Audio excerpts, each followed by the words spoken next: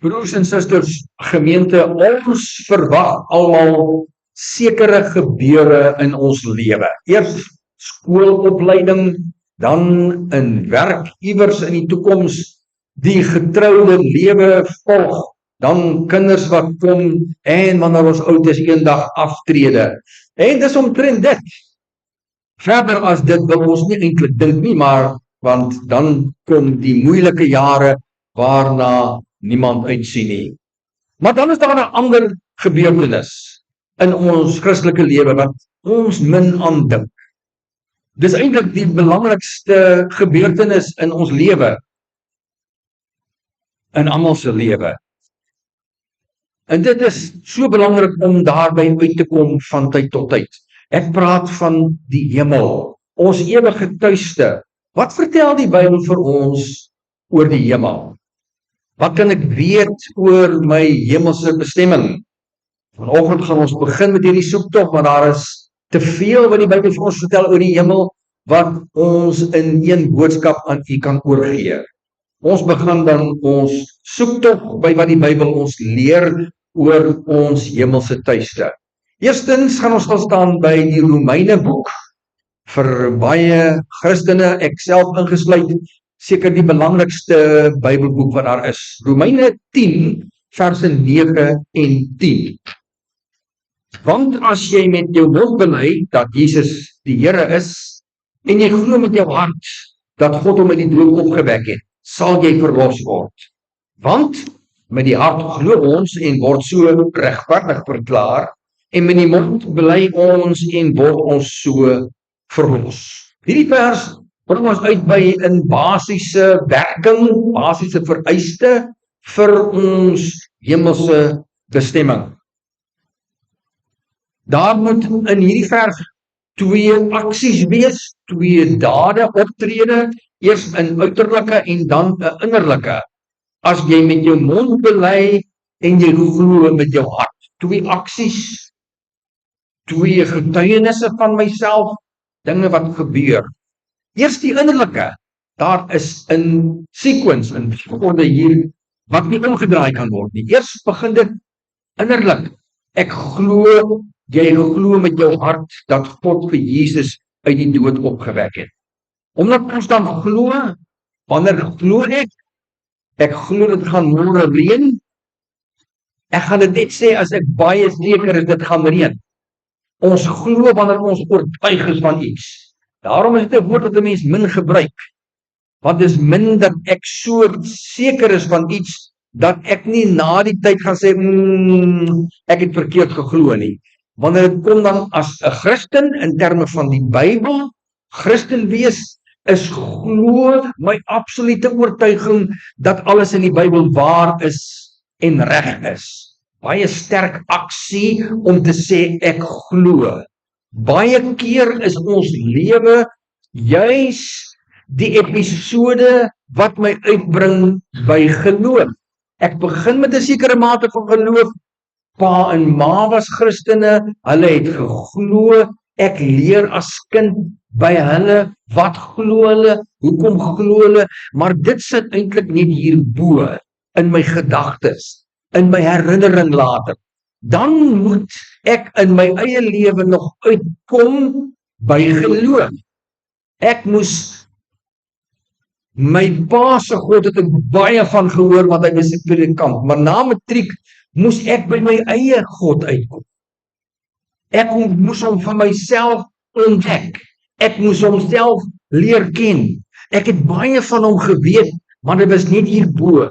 Dit was nie iets wat ek in iemand wat ek ooit ervaar het nie. So is dit dieselfde met geloof. Omdat ons dan glo, omdat op die vers, is ons verseker daarvan dat Jesus wel uit die dood opgestaan het. Hierdie glo kom eerste. En dan, wanneer dit gebeur, dan kan ek sê, en dan sê ek, Jesus is die Here. Wat sê ek as ek sê, Jesus is Here? Here is 'n woord wat in die tyd van die Bybel baie spesifieke betekenisse gehad het. Mense het vir mekaar gesê, Here, waar ons vir iemand vandag sal sê, meneer. 'n vreemdeling is aangespreek as Here. Maar mense het ook vir ander mense gesê Here as hulle belangrike mense was. En dan die derde gebruik van die woord Here is van 'n slaaf teenoor sy eienaar. Onthou die mense wat destyds gewerk het vir ander mense was meestal slawe. Met ander woorde, hulle was die eiendom van die persoon wat hulle gekoop het. Die persoon het gaan betaal vir jou dienste die hele lewe lank. En daardie eienaar is genoem Here. En dis daardie konteks, daardie betekenis wat ons hier het. Met ander woorde, as ek sê Jesus is my Here, dan sê ek Jesus is my eienaar. Dan sê ek in ander woorde, ek is die Here se kind. Ek behoort aan hom, ek is sy eiendom. Ons behoort aan Jesus. Dan die tweede gedeelte vers 10, want met die hart glo ons en word so regverdig verklaar. Met die mond bely ons en word so verlos. Die twee is aangehak aan mekaar, kan nie sonder mekaar nie. Die een begin en die ander moet volg. Maar in baie Christene se lewe is dit los. Ons glo stilweg. Ek maak staat op die Here stilweg. Ek vertrou op hom, ek gaan energie hê, ek moet gaan werk. Ek moet gaan werk, want ek moet sorg vir my gesin. As ek nie die gesondheid het nie, kan ek nie gaan werk nie. So ons vertrou instinktief op die Here.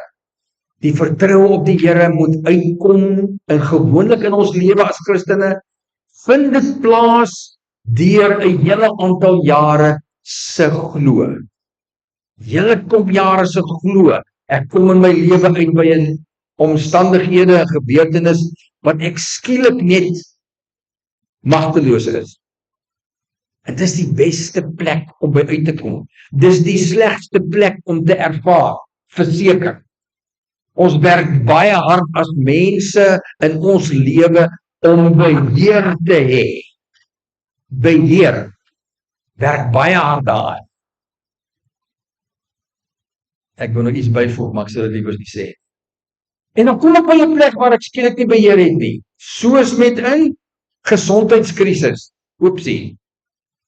Wat maak jy as jy gediagnoseer is met kanker? Dan gaan jy beheer. Wie is dan in beheer? Daai dokter.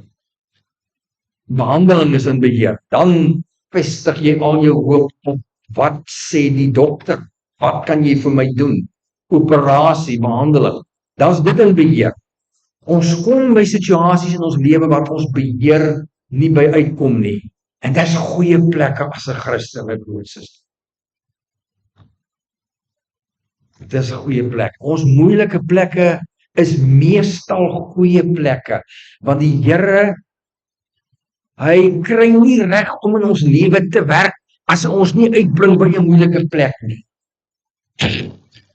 Boeta, ek hou vas aan my beheer.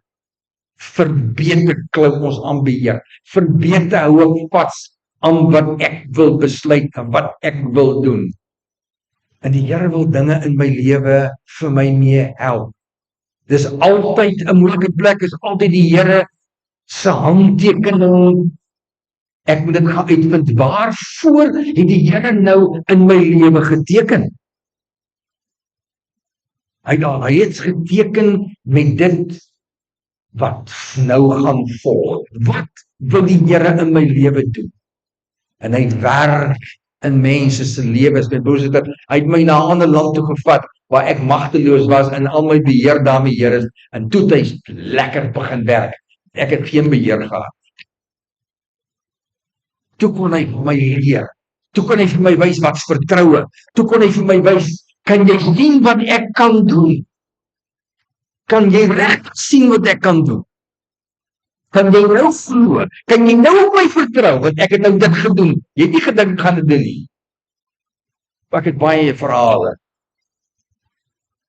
Hallo, ek het baie verhale van die Here wat my gebring het by my magteloosheid.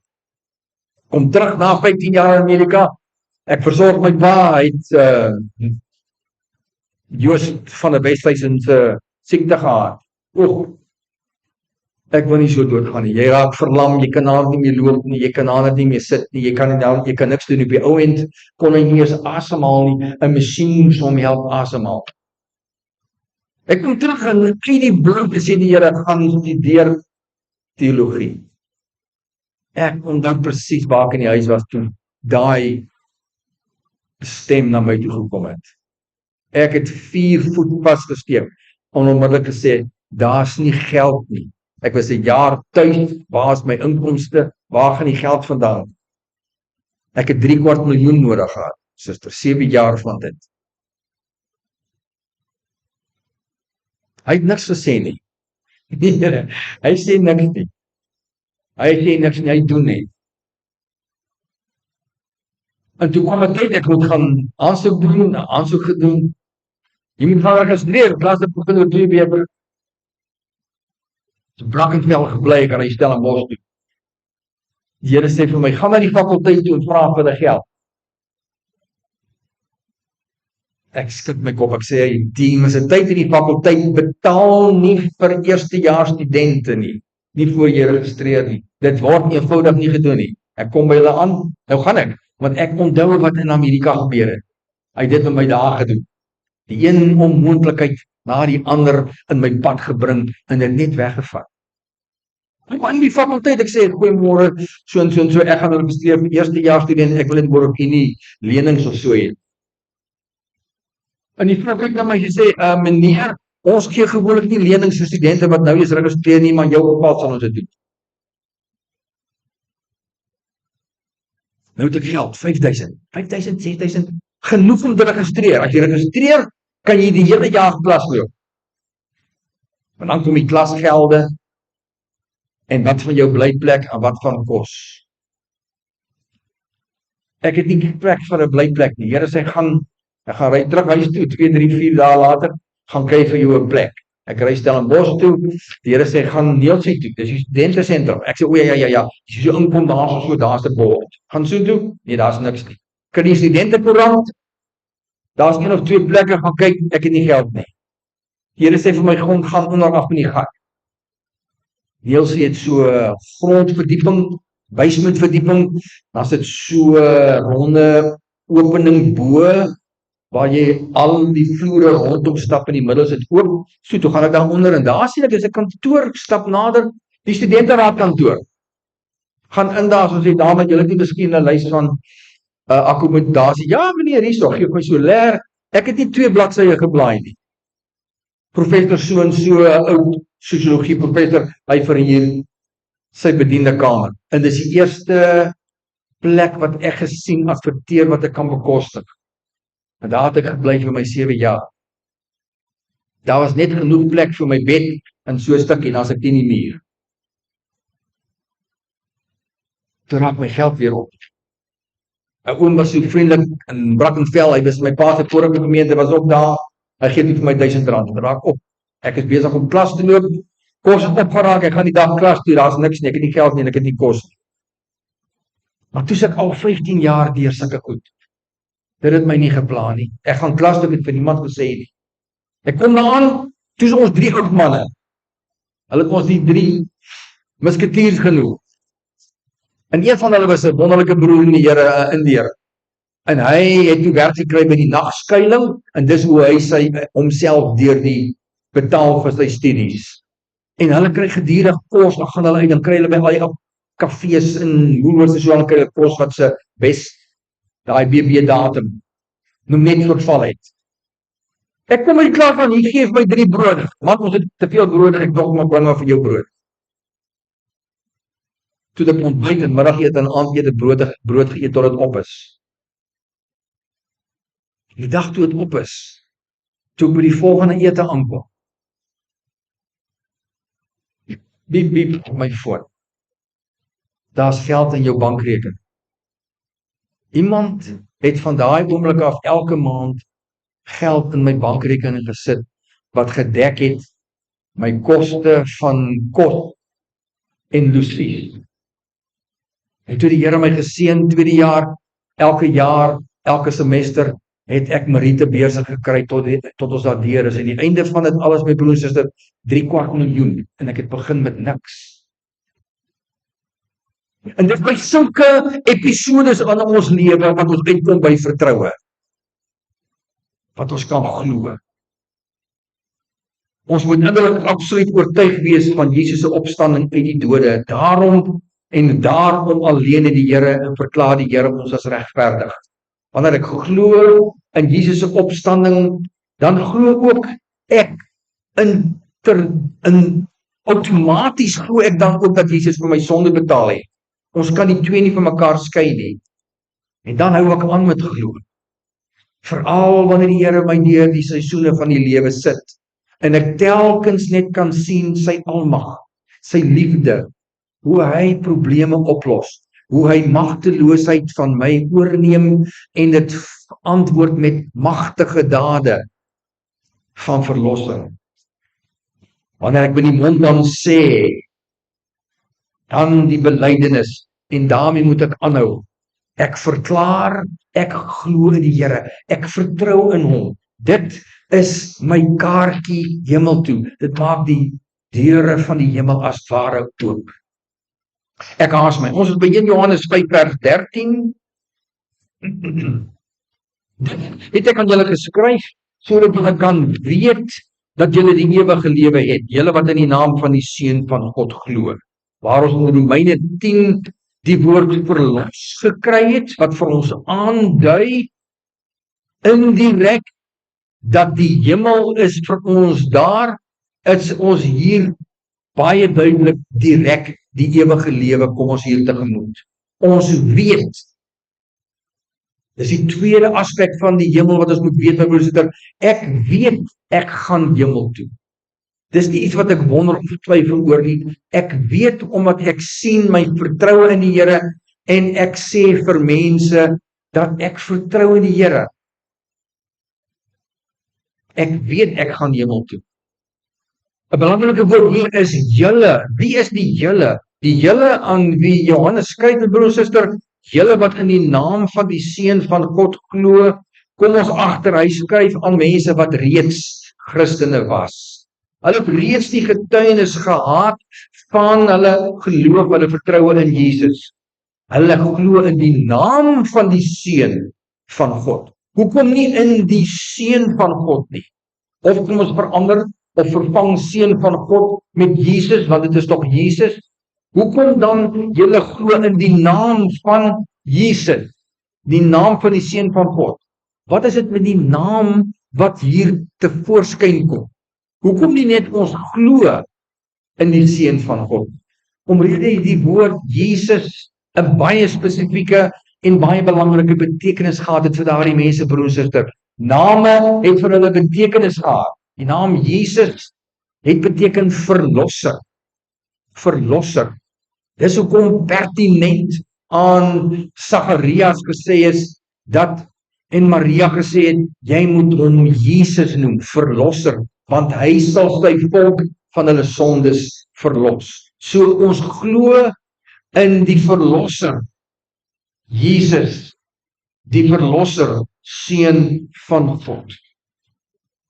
Christelike geloof gee ons die absolute versekering van die hemel as tuiste eendag. Julle weet dat julle die ewige lewe het.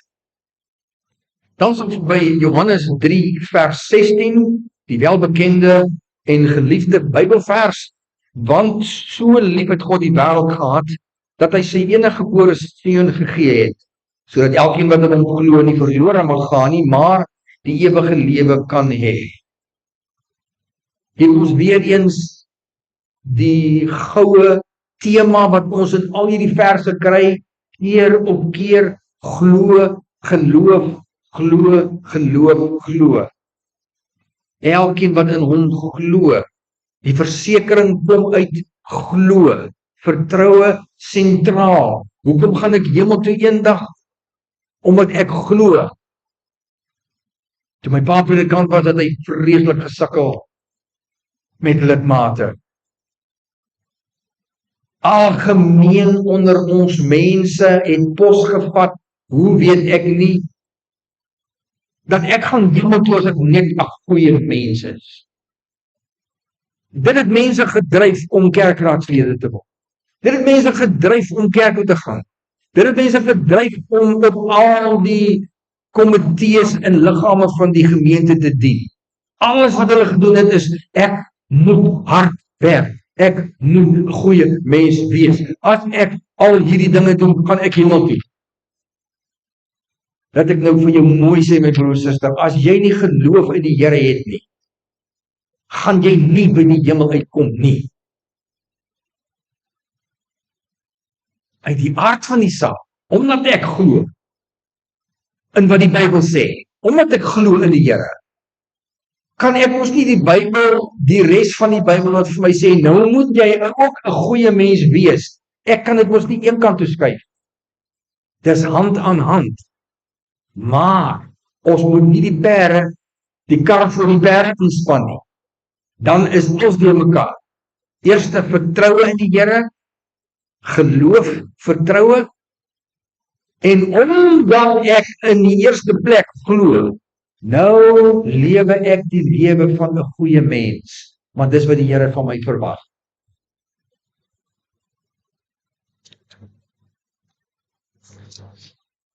Die ewige lewe in hierdie persvoorsitter word gekoppel aan die Here se liefde vir die wêreld. Dis nou nog 'n dimensie van die hemelse tuiste. Die hemel is 'n plek wat deur God se liefde vir ons daar gestel is. God die Vader se liefde het in die eerste instansie by Jesus gedring om hom op te offer vir die wêreld se sonde. Geloof in Jesus bring vir my as Christen uit by die ewige hemelse lewe. En dis onlosmaakbaar deel van God die Vader se liefde. Dis die plek waar ek sy liefde gaan ervaar, soos ek nie op hierdie aarde in staat is om te doen nie, want tussen my en sy volkome liefde sit my sondige natuur, wat alles altyd deurmekaar maak. Ewige lewe is om hemel toe te gaan. Die Here het nie opgehou by die versekering van hierdie verse oor die ewige lewe nie. Die Here laat vir elkeen weet, elke gelowige, wat ons ewige tuiste is. Ek is by Romeine 8 vers 16. Romeine 8 vers 16. Die Gees self getuig saam met ons gees dat ons kinders van God is. Kind van God gee vir my daai intrinsieke, outomatiese sekerheid van my hemelse tuiste. Ek kan nie hemel toe gaan as ek nie kind van die Here is nie. Ek kan nie 'n kind van die Here wees om by die hemel, as ek nie 'n kind van die Here is nie, kan ek nie by die hemel uitkom. Dis als deel van die werk van die Heilige Gees. Hy gee vir ons daardie oortuiging. Nie dominee nie. Nie dominee nie. Ek maak dit vir jou makliker om te verstaan hoe werk dit. En deur dat wat ek vir jou sê van die kansel af, is my gebed dat die Here deur die Heilige Gees vir jou sal help om jou geloof aan hom vas te maak en te verklaar, nie skaam te wees. Ek vertrou op die Here, ek is nie skaam daaroor. Alles behalwe. Maar net alleen die Heilige Gees kan in jou hart vir jou bring met daai absolute oortuiging en rus. Ek gaan hemel toe. Net so seker is dat ons van ons hemelse lot is, broer en suster, net so onseker is ons van ander se lot. Lidmaat vra my, Lime Acres gemeente, ek was laas jaar, dominee, kan nie onthou wat 'n man of 'n vrou is nie, maar my man of my vrou is oorlede. Is hy of sy in die hemel? Kan ek seker wees, hy of sy is in die hemel? 1 Korintiërs 7 vers 16. Want hoe weet jy, vrou, of jy die man sal red? Of hoe weet jy, man, of jy die vrou sal red? Hou in gedagte die konteks. Hier is Paulus besig, my broer en suster, met redes vir daardie nuwe Christene. Hulle moes weet dat as 'n Christen, het baie gebeur in daardie vroeë tyd van die skepping van die eerste gemeentes, dat ook 'n man of 'n vrou word gered, of 'n man of 'n vrou word 'n Christen. En dan het hulle gevra, as hulle bekommerd, wat van my man, wat van my vrou? Hulle is nie 'n Christen nie, wat nou? En dan skryf Paulus vir hulle, jy moet getrou bly, moenie skei nie, al glo jou man of jou vrou nie, want nou kom die Here se seën deur jou as Christen man of vrou na jou hele gesin toe. En dan kan jy vir die Here bid. Here, deur u seëning van ons hele gesin, laat my onchristelike nie-Christen man of my nie-Christen vrou tog tot bekering. En dan het die Here sy seën gebruik om daardie mense wat man of 'n vrou wat nie Christen was nie, te oortuig en te bring tot die punt van bekering. Maar dan die verdere boodskap van hierdie vers, nee, ek kan nie weet of my man of vrou hemel toe gaan. Ek moes vir daai persoon sê, nee, ek weet nie. Ons kan nie weet nie. Maar jy wil tog weet, né? Jy wil tog weet. Dis so belangrik. Al wat ons help my broer en suster is die dade. Ek herhaal, dade. Ek herhaal, optrede. Ek herhaal, doen en late van my man of vrou. Ek is jammer, maar dit is ongelukkig 'n feit waarmee dominees meer gekonfronteer word as wat ons sou wou. Van mans en vroue wat voorgee dat hulle Christene is. En hulle hele lewe lank voorgee. So hoe weet ek iemand is 'n Christen? Nie wat jy sê of doen nie, in terme van kerk toe gaan of wat ook al. Maar die lewe wat jy lewe, die persoon wat jy is, die besluite wat jy maak, die Christelike riglyne en wat altyd reg in ons lewe is, loop deur al wat 'n lewenssituasie elke dag by die huis. Hy is onsigbaar altyd daar. En jou man en jou vrou se vashou aan wat reg is, of jou man of jou vrou se ignorering van wat reg is, dit is die maatstaf.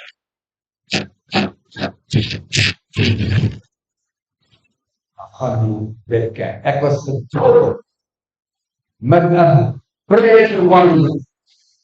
Excuse, nou reg daar nie. Boedag op Sondag was sy Christen nommer 1. Die res van die week so boos soos 'n adder.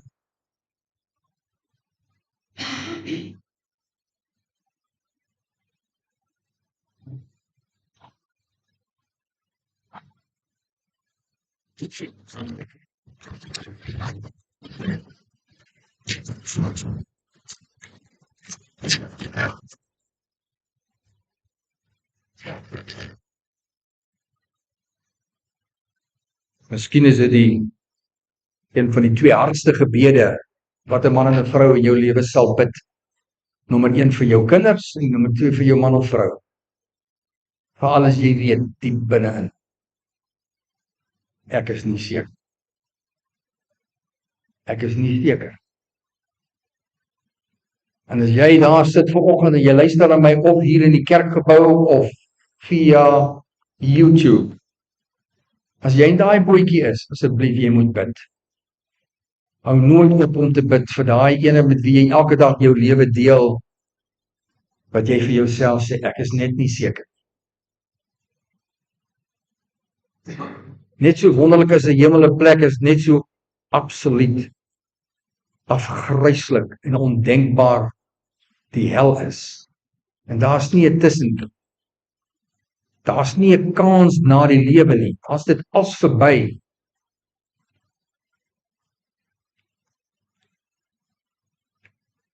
Vra vir dominees, wat gebeur met begrafnisdienste? Ek sluit af.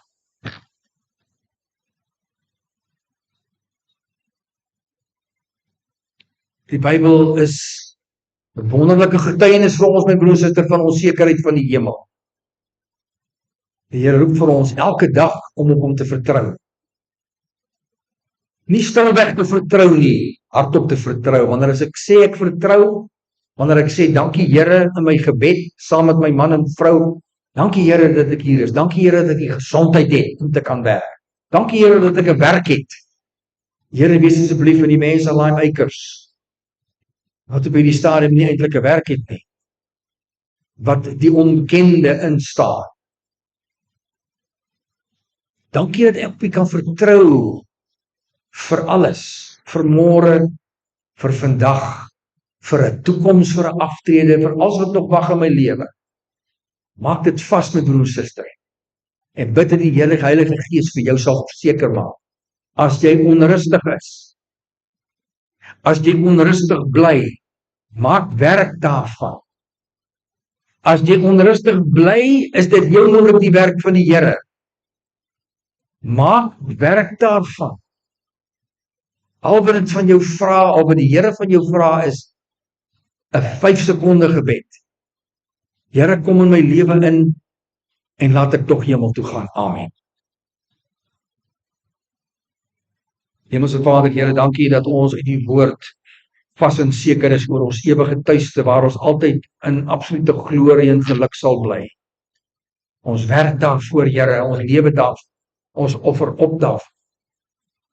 Ja, vir ons ook as ouers om die voorbeeld te stel, nie net teenoor ons mans, teenoor ons wederhelft nie, maar teenoor die kinders, dat daar in die huis gehoor kan word, van pa of ma. Here, dankie dat ons op U kan vertrou vir alles in ons lewe. Dat dit gesê word, want met die mond maak ek my kaartjie vas na die hemel.